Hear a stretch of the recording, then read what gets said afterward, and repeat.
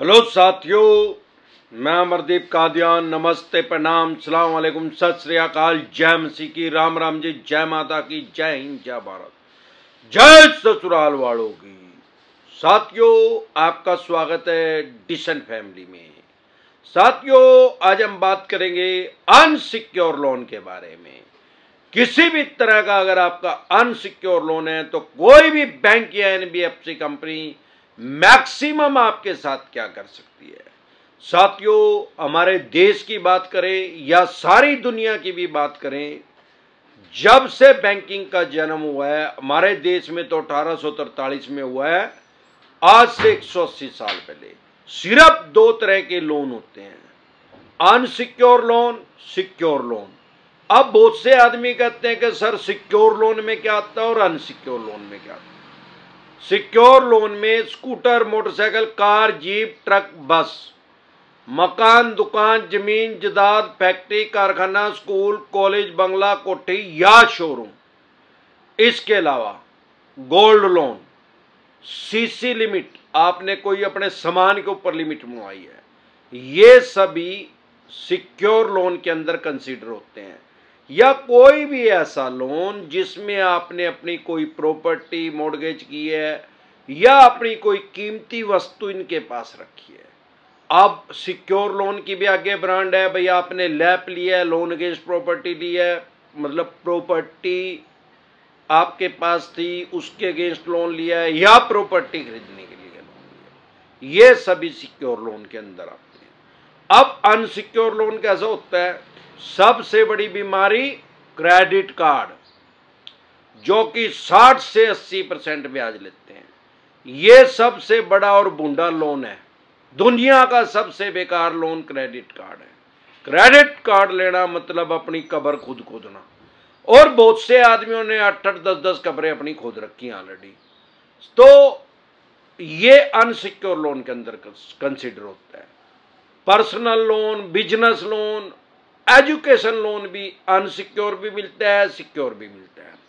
या OD limit, तो अगर आपका सामान्य बोलचाल की भाषा में अगर आपने कोई सिक्योरिटी नहीं रखी, कोई प्रॉपर्टी नहीं रखी, कोई एसेट नहीं रखा, कोई अपना कीमती सामान बैंक या एनबीएफसी कंपनी के पास नहीं रखा और आपने लोन लिया, तो वो अनसिक्योर लोन में कंसिडर होता है। अब सवाल ये आता है, जैसे कि नेक्स्ट मंथ जो है हमारे यहाँ लोक अदालत का आयोजन किया जा रहा है। आम और खास आदमी को डराया जा रहा है चवन्नी छापों के द्वारा। लोक अदालत से डरे घबराए नहीं।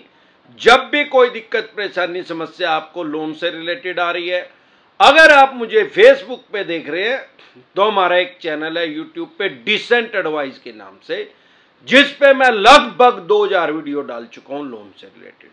लोक अदालत का नोटिस आ रहा है तो लोक अदालत डिसेंट एडवाइस लिख के वीडियो देख लें। रिकॉल का नोटिस आ रहा है तो रिकॉल डिसेंट एडवाइस लिख के वीडियो देख लें। आर्बिट्रेशन का नोटिस आ रहा है तो आर्बिट्रेशन डिसेंट एडवाइस लिख के वीडियो देख लें। अनसिक्योर का है तो अनसिक्योर डिसेंट एडवाइस, सिक्योर का है तो सिक्योर डिसेंट एडवाइस, गोल्ड का है तो गोल्ड डिसेंट एडवाइस। किसी भी तरह का आपका लोन है, ओडी लिमिट है, सीसी लिमिट है, हर विषय पे, हर टॉपिक पे मैंने वीडियो डिटेल में बता और समझा रखा। उसमें आपको अपने राइट्स और अधिकार पता लग जाएगा। अब बहुत से आदमी कहते हैं कि भाई मेरा अनसिक्योर लोन है, मेरा 50,000 रुपए का ही लोन है, तो क्या 50,000 रुपए के लिए भी बैंक आपके ऊपर, हमारे ऊपर केस कर सकता है? उसका जवाब है हाँ, 10,000 रुपए के लिए भी आपके ऊपर बैंक एनबीएफसी कंपनी केस कर सकता है। अब सवाल यह आता है कि बहुत से ऐसे लाखों आदमी हैं हमारे देश में कि जिनके ऊपर 2 लाख रुपए का लोन है, फिर भी कोई केस नहीं किया। क्या कारण है भाई? वो ही लगी फटने, घरात लगी बटने।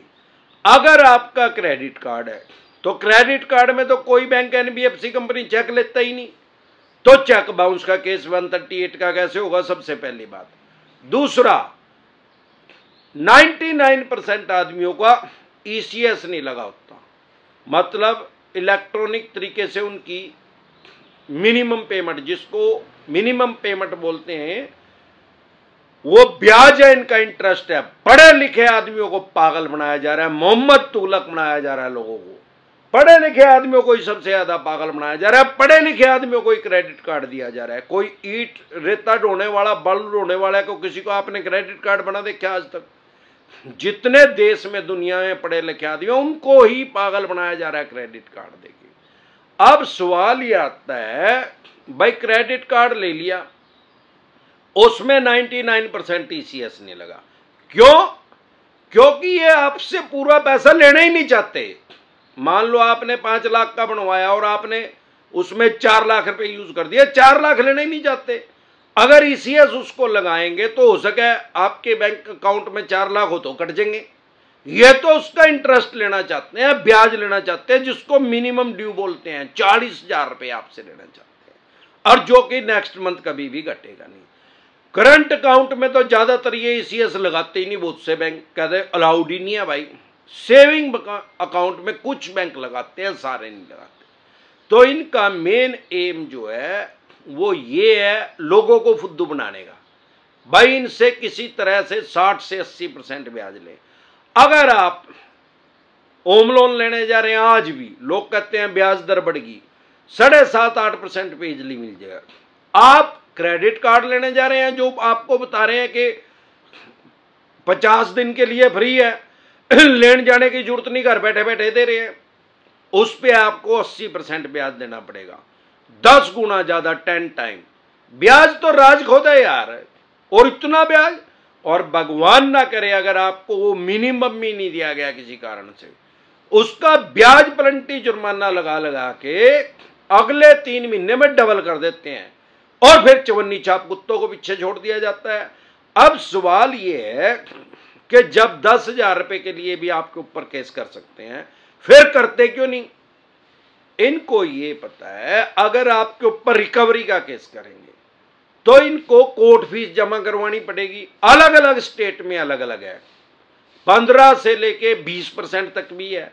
भाई अगर आपने 5 लाख रुपए नहीं दिए तो 1 लाख रुपए पहले कोर्ट में जमा करवाना पड़ेगा रिकवरी करने के लिए, रिकवरी की फीस लगेगी। तो इसलिए ये वो 1 लाख रुपया जमा ना करवा के उस चवन्नी छाप को 1 लाख रुपए की ऑफर करते हैं। भाई 5 लाख तो आप दे नहीं रहे, 1 लाख रुपया और देना पड़ेगा, वकील की फीस देनी पड़ेगी आपके ऊपर केस करने के लिए। तो ये क्या करते हैं, उस चवन्नी छाप को कहते हैं कि 20% पैसा हम आपको दे देंगे, आप इसके पीछे लगो। तो वो चवन्नी छाप को 20% पैसा इनको एडवांस नहीं देना, जो पैसा अगर वो 5 लाख आपकी जेब से निकालेगा उसमें से 1 लाख रुपया उसको दे देंगे। अब 38% आदमी, 38% आदमी क्रेडिट कार्ड का पैसा ही नहीं दे पा रहे हैं। सारे देश का सर्वे है, हमारे पास बैंकिंग की पल पल की जानकारी है। और 35% आदमी सेटलमेंट कर रहे हैं, 38% तो 154 भी नहीं दे रहे हैं। 35% आदमी सर्वे सेटलमेंट कर रहे हैं, कम पैसा दे रहे हैं। फिर भी हर बैंक एनबीएफसी कंपनी क्यों लोगों को क्रेडिट कार्ड देने पे उतावला है?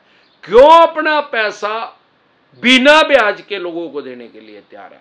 और बिना ब्याज पे पैसा देने के लिए भी डीएसए बैठा रखे हैं, उनको 50-50 हजार रुपये कमीशन दी जा रही है 10% तक। मतलब अगर 10 लाख का है तो 1 लाख रुपए उसको दिए जा रहे हैं। कस्टमर केयर बना रखा है। तो क्या ये समाज सेवा कर रहे हैं कि पब्लिक को फुद्दू बनाने की सेवा करी जा रही है? ये कारण है कि अनसिक्योर लोन में आपके ऊपर केस नहीं करते। अगर आपके ऊपर केस करना पड़ेगा, सबसे पहले तो उसको एनपीए में डालना पड़ेगा। 3 महीने के बाद एनपीए में डलता, उससे पहले केस नहीं कर सकते। अब एनपीए में डालने के बाद जैसे इनका एनपीए का रेशो बढ़ेगा, ये खुद से ही नंगट हो जाएंगे, धड़ाम से नीचे गिरेगा। भाई सब कुछ तो ऑनलाइन है, एनपीए को छिपा तो सकते नहीं। जैसे पीछे लक्ष्मी विलास बैंक डूब गया, उसका 26% एनपीए हो गया, मतलब 100 आदमियों को उसने पैसा दिया, 26 आदमी ने वापसी नहीं दिया, तो वो नंगट हो गया, ताला लग गया। यही कारण है कि एनपीए के रेशो को बढ़ने नहीं देते, बढ़ाना नहीं चाहते, क्योंकि ये सारे बैंक एनबीएफसी कंपनी शेयर बाजार में लिस्टेड है। अगर इनका एनपीए का रेशो बढ़ेगा, धड़ाम से नीचे गिरेगा इनका शेयर। सबसे पहले जो शेयर है ना, लोहे ना, वो चूहा बन जाएगा, मुस्सा बन जाएगा, रैट बन जाएगा उसका। और 100 रुपए का शेयर इनका 2 रुपए में नहीं लेगा कोई। ये कारण है कि आपकी तो फाइनेंशियल डेथ हो चुकी है, अगर किसी कारण से आपसे पैसा नहीं दिया जा रहा है, अपनी फाइनेंशियल डेथ नहीं ये करना चाहते, ये कारण है कि आपके ऊपर ये केस नहीं करते। अनसिक्योर लोन में घंटा नहीं बिगड़ सकता, और क्रेडिट कार्ड में तो टुर्र कह दे बेटे तू ही तो ले 80% ब्याज, ये ले ले टुर्र, पैसे हो तो इनके पैसे दे दे, नहीं पैसे तो राहु केतु ग्रह तो क्या करेगा, दुनिया का कोई ग्रह धरती पे आगे आपका कुछ नहीं बिगाड़ सकता। और 54 छापों का यमराज तो ये बैठा ही है अमरदीप कादियान, डरे घबराए नहीं, अपने राइट्स और अधिकार जाने। लोन की ईएमआई डिफॉल्ट होना क्राइम में कंसीडर होता ही नहीं, यह अपराध की श्रेणी में नहीं आता। आपके 2 लोन डिफॉल्ट हो गए, 5 हो गए या 25 हो गए, 25 लोन भी डिफॉल्ट हो गए, सबकी 5-5 ईएमआई भी डिफॉल्ट हो गई, तो भी ये क्राइम में कंसीडर नहीं होता। आपको क्रिमिनल डिक्लेयर किसने किया है, आपको अपराधी बनाया किसने, 54 छाप भिखमंगों ने। कानून ने आपको अपराधी नहीं बनाया, क्रिमिनल नहीं बनाया, क्योंकि लोन की ईएमआई डिफॉल्ट होना क्राइम में कंसीडर नहीं होता। सारे देश के किसी थाने, पुलिस स्टेशन, चौकी से आपके पास पुलिस का फोन नहीं आ सकता, ना ही कोई पुलिस वाला आपके पास आ सकता है लोन की रिकवरी के लिए, क्योंकि हमारे देश में पुलिस का काम जो है लॉ एंड ऑर्डर को मेंटेन करना है, कानून व्यवस्था को बनाए रखना है, ना कि किसी भी बैंक या एनबीएफसी कंपनी के पैसे लेकर उसको देने का। वर्ल्ड की सबसे बड़ी डेमोक्रेसी है, दुनिया का सबसे बड़ा लोकतंत्र हमारे भारत देश में है, सबसे अच्छा संविधान है, सारी दुनिया से अच्छा संविधान है, सारी दुनिया में सबसे बड़ा लिखित संविधान जो है, रिटर्न में जो है, हमारे देश का संविधान है। तो आप डरे घबराए नहीं, सिर्फ 2 तरह के नोटिस को अवॉइड ना करें। 138 जिसको सामान्य बोलचाल की भाषा में चेक बाउंस कहते हैं, अगर इसको इग्नोर करेंगे, हल्के में लेंगे, तो आपको कम से कम 14 दिन के लिए न्यायिक हिरासत में जाना पड़ सकता है, क्योंकि अगर आप इसको इग्नोर कर रहे हैं तो आपका अवेलेबल वारंट इश्यू हो जाएगा, फिर इग्नोर कर रहे हैं तो नॉन अवेलेबल हो जाएगा, गैर जमानती हो जाएगा, फिर भी इग्नोर कर रहे हैं तो आपको पीओ घोषित कर दिया जाएगा, भगोड़ा घोषित कर दिया जाएगा कोर्ट के द्वारा। तो लेकिन ये अवेलेबल ऑफेंस है, जमानती अपराध है, तुरंत प्रभाव से जमानत हो जाती है, बाय एंड जमानत हो जाती है, सेम डे जमानत हो जाती है। सारे देश के किसी भी कोने में इन्होंने आपके ऊपर केस किया हो, किसी भी स्टेट में किया हो, सारे देश में एक ही कानून है यार, पाकिस्तान का कानून लाके यहां थोड़ी फिट कर देंगे। ये तो 54 छाप तालिबानी कानून यहाँ लागू करने की कोशिश कर रहे हैं, भिखमंगे लोगों को डरा के धमका के, और ये खुद से ही जज बने हुए हैं, खुद से ही एडवोकेट है, खुद से ही क्राइम ब्रांच के इंस्पेक्टर बनते हैं। अगर कोई आपके पास फोन आ रहा है और कह रहा है मैं एडवोकेट हूं उस बैंक एनबीएफसी कंपनी का, किसी भी बैंक या एनबीएफसी कंपनी के पास ऐसे कोई राइट्स, कोई अधिकार नहीं है कि वो एडवोकेट को थ्राइड करके किसी आदमी को डराए या धमकाए टेलीफोनिकली, वो सिर्फ आपको नोटिस इशू कर सकता है। अब अगर कोई ऐसा फोन आ रहा है एडवोकेट तो समझ लो 100% 54 छाप है।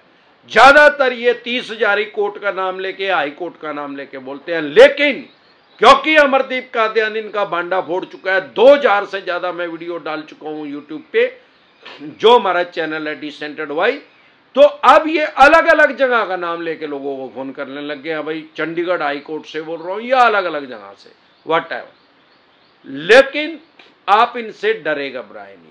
दूसरा, अगर सरफेसी एक्ट 2002 के अकॉर्डिंग आपके पास नोटिस आ रहा है 13(2) का, 13(4) का, सिंबॉलिक पोजीशन का, फिजिकल पोजीशन का, उसको कभी भी हल्के में न ले, कभी भी उसको इग्नोर ना करें। अगर आप उसको इग्नोर करेंगे तो अपने मकान, दुकान, जमीन, जायदाद, फैक्ट्री, कारखाना, स्कूल, कॉलेज, बंगला, कोठी या शोरूम, जो भी आपने मोर्गेज करके, गिरवी रख के, रहन रख के इनसे पैसा लिया, उसकी एक्शन कर देंगे, बोली कर देंगे, सेल कर देंगे, स्क्रैप के रेट में, कबाड़ी के रेट में उसको बेच देंगे। लेकिन अगर आपको अपने राइट्स और अधिकार पता है तो ये कुछ नहीं कर पाएंगे। सरफेसी एक्ट या हमारे देश में कोई भी ऐसा एक्ट नहीं आ सकता जो आपके फंडामेंटल राइट्स को खत्म कर दे। आपको जो संवैधानिक अधिकार आपको मिले हैं उसको कोई खत्म नहीं कर सकता। जो एज ए कॉमन मैन आपके राइट्स हैं वो खत्म नहीं होते सरफेसी एक्ट से। तो जैसे ही आपके पास ये नोटिस आए, अगर आपकी 4-5 ईएमआई डिफॉल्ट हो गई हैं तो आपका नोटिस आ चुका होगा। अगर 2 EMI डिफॉल्ट हुई है सिक्योर लोन में तो 3 के बाद आएगा। अगर एक भी नहीं हुई है, आपको लग रहा है कि फ्यूचर में मेरी EMI डिफॉल्ट होंगी, तो ये 3 EMI डिफॉल्ट होते ही आपके पास भेजेंगे। अगर आपको अपने राइट्स नहीं पता तो लाखों आदमी की प्रॉपर्टी को स्क्रैप के रेट में, कबाड़ी के रेट में बेचा जा चुका है, क्योंकि वो खुद को ही अपने आप से अपराधी समझ रहे हैं। इन चवन्नी छापों ने साइकोलॉजिकल प्रेशर में लोगों को लिया हुआ है। हमारी वीडियो देख के लोगों को राइट्स पता लग जाते हैं, अधिकार पता लग जाते हैं, साइकोलॉजिकल प्रेशर वैसे ही रिलीज हो जाता है, खत्म हो जाता है, साइकोलॉजिकल प्रेशर से बाहर निकल जाते हैं। तो जैसे ही ऐसी क्रिटिकल सिचुएशन आए, तुरंत प्रभाव से लीगल एडवाइस लें। प्रिवेंशन बेटर देन क्योर, इलाज से हमेशा परहेज बेहतर है। अगर आप हमारे साथ टेलीफोनिकली जुड़ना चाहते हैं या पर्सनल मीटिंग करना चाहते हैं, फिर आपका लोन 2 करोड़ का है, 5 का है, 25 का, 50 करोड़ का, डज नॉट मैटर। लोन से रिलेटेड जो भी डॉक्यूमेंट्स आपके पास हैं, आपके पास सरफेसी एक्ट 2002 के अकॉर्डिंग नोटिस आ रहा है, 13(2) का, 13(4) का सिंबॉलिक पोजीशन, फिजिकल पोजीशन, या 138 नेगोशिएबल इंस्ट्रूमेंट एक्ट 1881, या पेमेंट एंड सेटलमेंट एक्ट 2007, या आर्बिट्रेशन एंड कंसोलिडेशन एक्ट 1996, या रिकॉल नोटिस आ रहा है, या अन्य किसी भी तरह का कोई भी नोटिस आपके पास आ रहा है, लोन से रिलेटेड जो भी डॉक्यूमेंट्स आपके पास हैं वो सभी लेके आप मेरे से पर्सनली मीटिंग कर सकते हैं, पर्सनली एडवाइस ले सकते हैं, या टेलीफोनिकली भी एडवाइस ले सकते हैं। हमारे साथ जुड़ने है क्या प्रोसेस है, आपकी स्क्रीन पे कमेंट बॉक्स के अंदर एक नंबर आया हुआ है 9306347314। इस नंबर को सेव करके अगर डायरेक्ट कॉल करेंगे कोई रिप्लाई नहीं आएगा, व्हाट्सएप कॉल करेंगे कोई रिप्लाई नहीं आएगा, इसको सेव करके व्हाट्सएप मैसेज करेंगे तो तुरंत प्रभाव से रिप्लाई आएगा कि कैसे आप हमारे साथ टेलीफोनिकली जुड़ सकते हैं या पर्सनल मीटिंग कर सकते हैं। क्योंकि ये नंबर जो है मेरी टीम के पास होता है। एक बार जोर से मिलकर नारा लगाएंगे, जय ससुराल वालों की।